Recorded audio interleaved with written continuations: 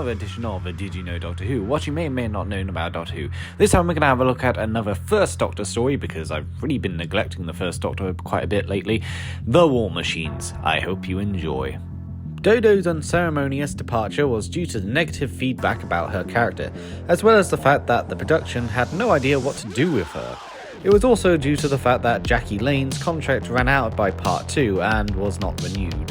This is the first appearance of Ben and Polly, and is the only complete serial featuring the two. This is also the final complete serial from William Hartnell's era. The story was sort of an advertisement for the newly built post office tower, and the story was created as an idea from Kit Pedler thinking what would happen if the tower was taken over. Only one War Machine prop was ever created. Camera trickery and changing numbers made it look like there was more than one. Originally there was going to be 10 War Machines to be built, but budget was too expensive. The decision to set it in present day was due to the fact production noticed that audiences hated historicals, and so wanted to do more sci-fi or present day adventures instead. This is the rare time where the Doctor is explicitly called Doctor Who. The War Machines were rediscovered in 1984 in Nigeria. However, Part 3 and 4 are missing a few seconds worth of footage, all of which was edited, such as a piece in Part 4 which is missing footage only for it to be replaced with some footage of Wotan. The working title for this story was The Computers, or even Computers for short. This is the first time that two consecutive stories have had the same writer. Wotan is given its own credit, which is the first time a fictional character is credited within the cast.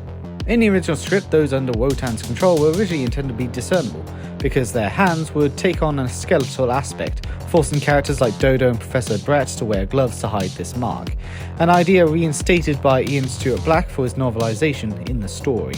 This is the only time in the first or second Doctor's eras where the entire TARDIS crew is replaced, except of course the Doctor. Due to budget constraints, there is no new incremental music for this story.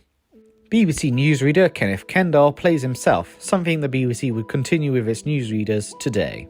During filming, the TARDIS went through several refurbishments, which is why the TARDIS is barely shown in the story, with it landing and leaving being the only impact. This is the first time the Doctor defeats the threat with help from the military. This is the first serial, but not the first story, to not feature the inside of the TARDIS. This is the first time there is no human villain in control of the man-made threat, rather it's the computer that is the villain in control of the humans. Wotan's name is in fact a reference to Odin, as Wotan was an alternate name for him.